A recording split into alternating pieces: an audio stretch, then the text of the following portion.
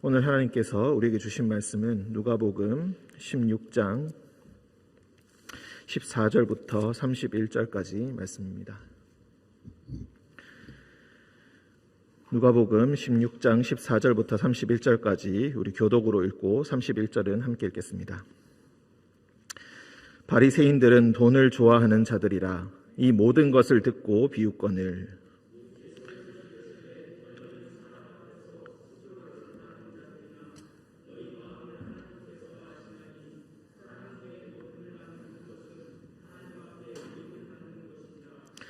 율법과 선지자는 요한의 때까지요 그 후부터는 하나님 나라의 복음이 전파되어 사람마다 그리로 침입하느니라.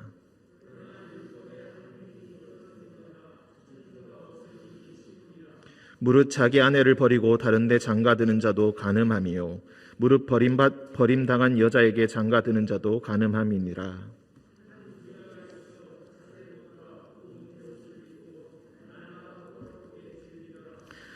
그런데 나사로라 이름하는 한 거지가 헌데투성이로 그의 대문 앞에 버려진 채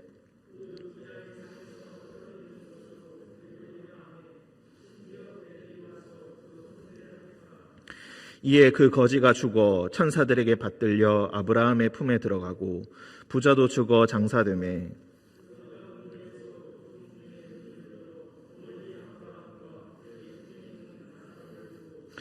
불러 이르되 아버지 아브라함이여 나를 긍휼히 여기사 나사로를 보내어 그 손가락 끝에 물을 찍어 내 혀를 서늘하게 하소서. 내가 이 불꽃 가운데서 괴로워하나이다.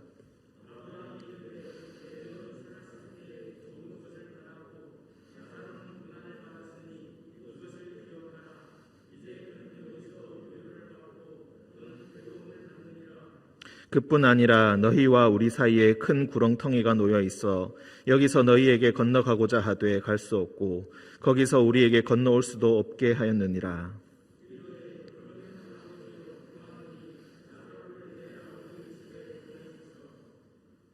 내 형제 5이 있으니 그들에게 증언하게 하여 그들로 이 고통받는 곳에 오지 않게 하소서.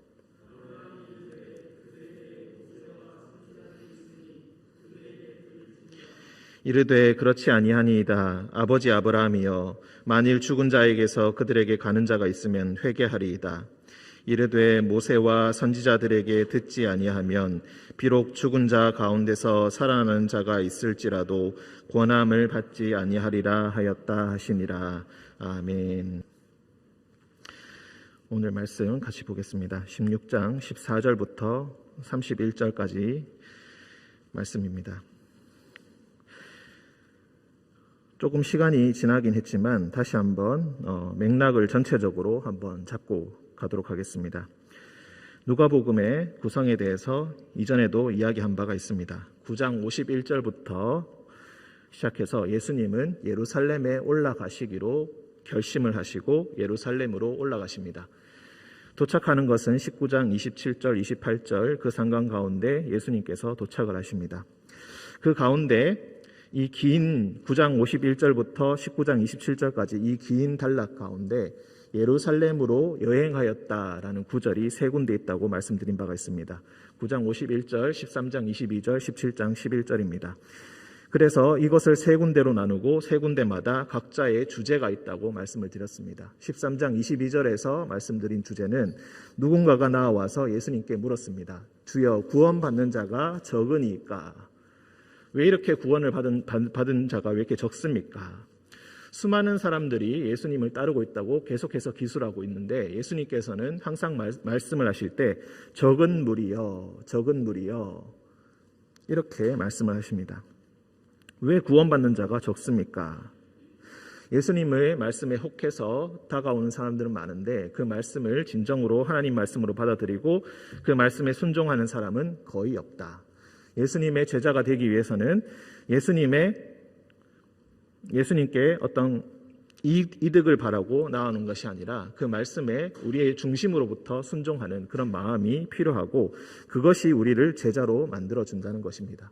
그래서 좁은 문으로 들어가야 한다. 좁은 문 뒤에는 집주인이 서 계시고 그 문을 통과하여서 들어가면은 하나님 나라의 잔치가 펼쳐지고 있다. 하지만 너희가 하나님 잔치에 들어가게 됐을 때 거기에 누가 있는가는 너희가 보고 충격을 받게 될 것이다. 아브라함과 이삭과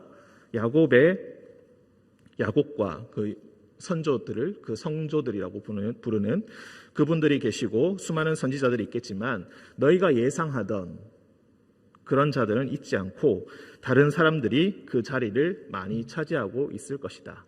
왜 이렇게 구원을 받는 자가 적은가?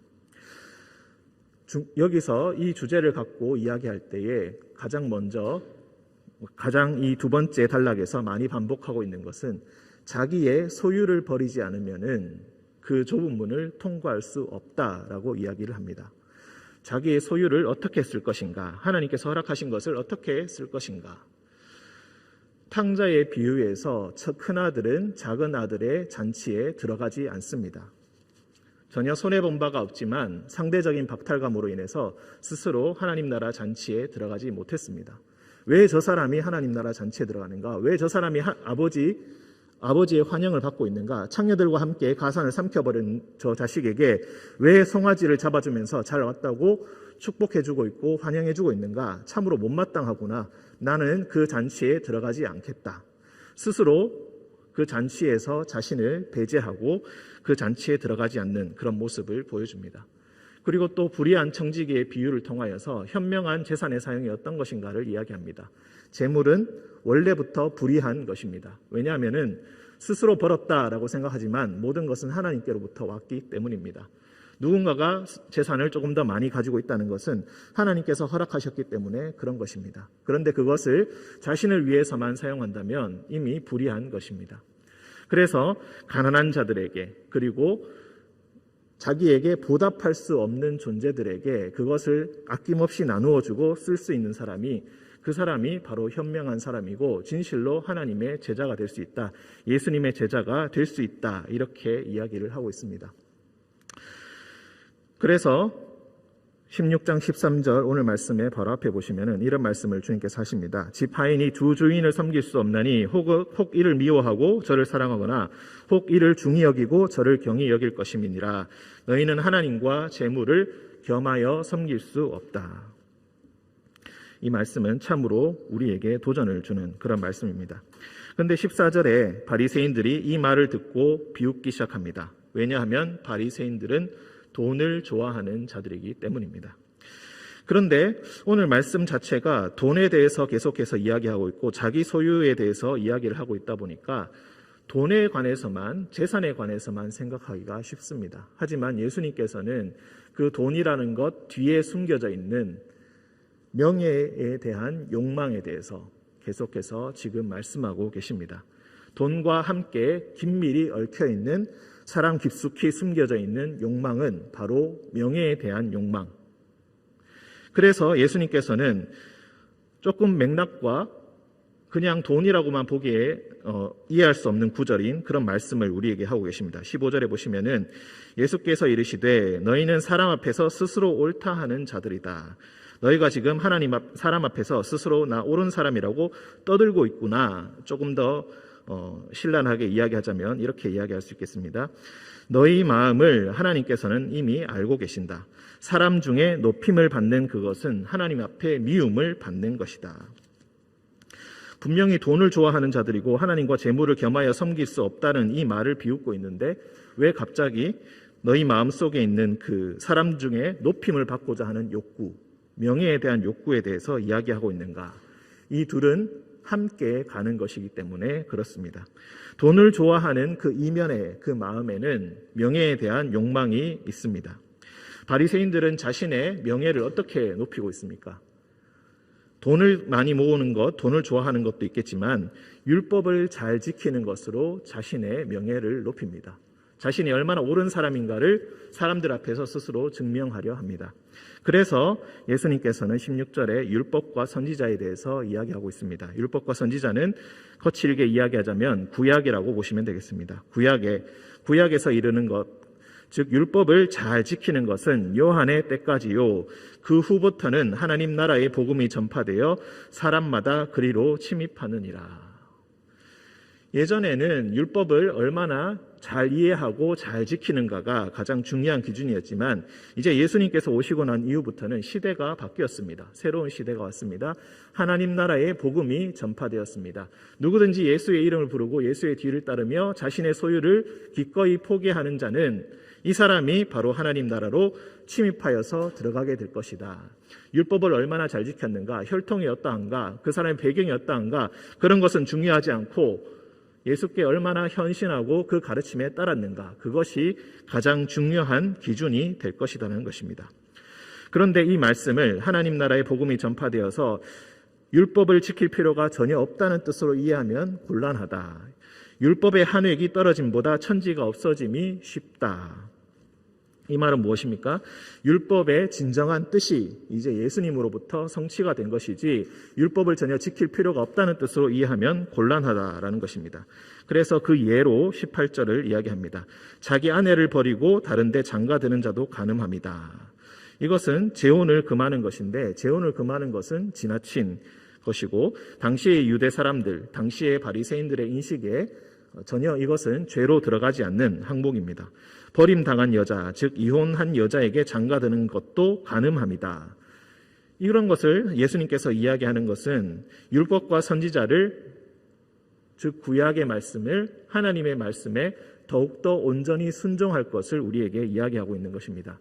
겉으로 보이는 바에 따라서 이것은 하면 되고 이것은 하지 않아야 된다라는 그런 거친 기준으로 나누는 것이 아니라 그 속에 감추어진 하나님의 뜻이 무엇인지를 잘 생각하고 순종할 수 있어야지 하나님 나라의 복음에 합당한 사람이 된다라는 그런 뜻으로 우리가 이해할 수 있겠습니다. 그 후에 다시 한번 부자와 나사로의 비유에 대해서 나오고 있습니다. 한 부자가 있어 자색 옷과 고운 베옷을 입고 날마다 호화롭게 즐겼다. 한 부자에 대한 설명은 길게 나오지 않습니다. 자색 옷과 고운 베옷이라는 것은 그가 얼마나 사회적 위치가 높은 사람인지를 우리에게 알려주고 있습니다.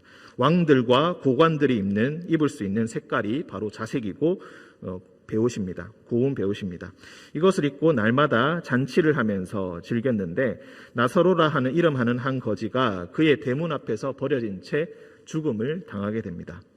자기 소유를 자기에게 갚을 수 없는 자들에게 베풀어야 된다. 계속해서 이야기했습니다.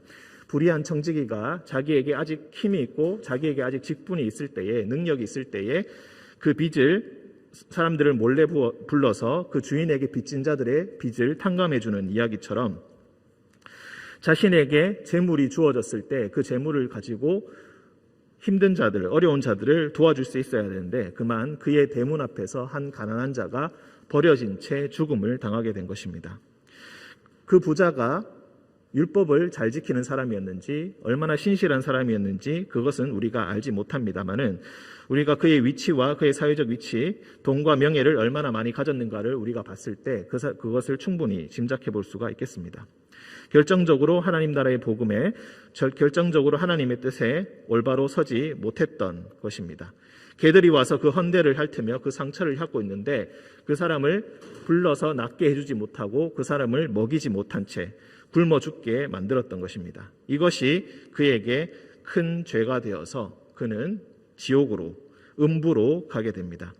거기서 호소합니다. 아브라함이여 나를 긍휼히 여기사 나사로를 보내어 그 손가락 끝에 물을 찍어 내 혀를 서늘하게 하소서. 세상에 불을 던지러 왔다라고 했던 하나님 말씀을 우리가 기억하고 계실 것입니다. 불은 하나님의 심판을 의미하고 많은 불순한 것들을 깨끗하게 하는 그런 역할을 하고 있습니다.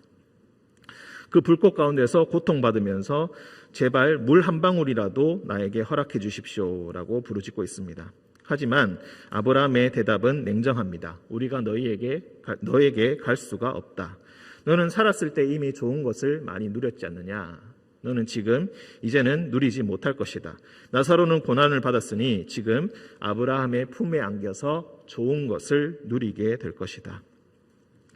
이 세상에서 받은 좋은 것들, 그것이 마냥 축복이라고 생각하고 우리가 해야 할 바를 알지 못한다면은, 하지 않는다면은 하나님 나라에 가서 우리가 어떤 일을 당할지 우리가 이 말씀을 통해서 짐작해 볼 수가 있겠습니다. 그러면서 이제 이 부자는 고통 가운데서 더욱더 절망하면서 이렇게 부르짖습니다. 가족을 위해서 이야기합니다. 아버지여 구하노니 나사로를 내 아버지의 집에 보내주십시오. 내 형제 5이 지금 아직 살아있는데 아마도 이것을 제대로 알지 못할 것입니다. 그 집안 자체가 아주 부유한 집안이란 것을 또한 알 수가 있겠습니다.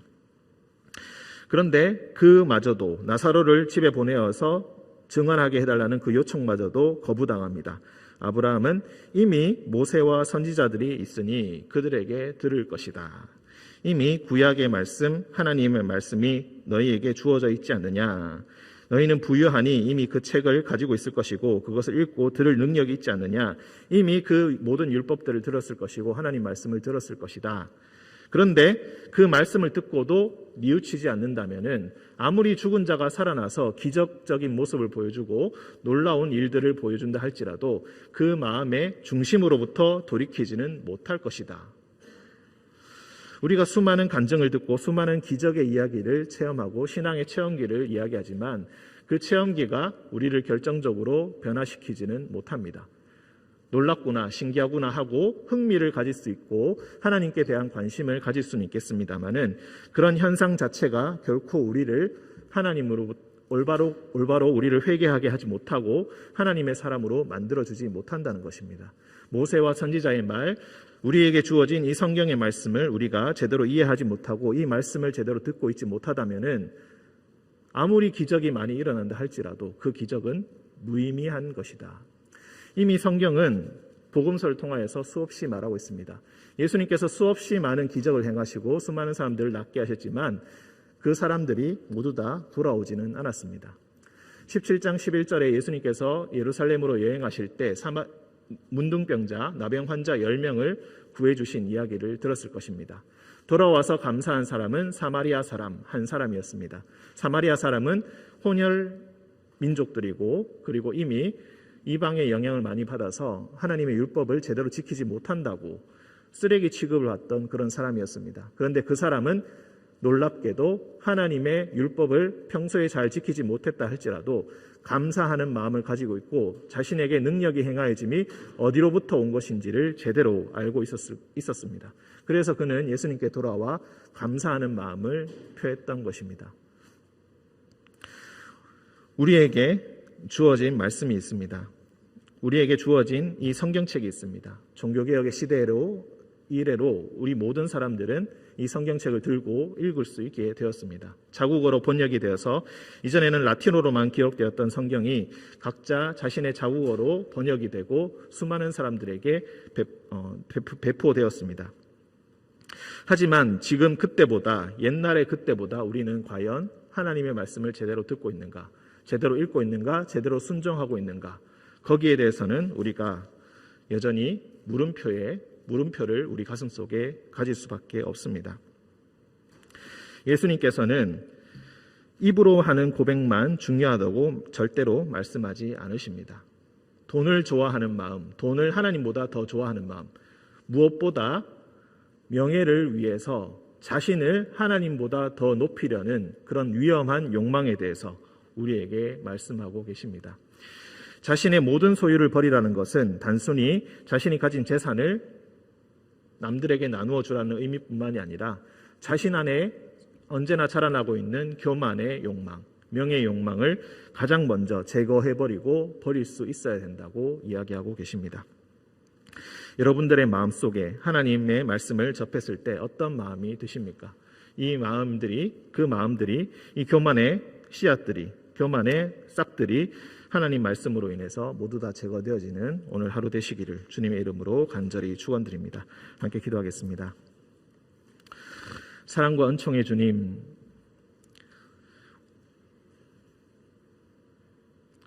하나님을 잘 믿기 위해서, 예수 그리스도를 잘 믿기 위해서 우리가 많은 것에 애쓰고 노력하다 보니 어느새 우리 마음 가운데 교만이 자라나고 우리 자신을 하나님보다 더욱더 소중히 여기는 그런 일들이 일어납니다.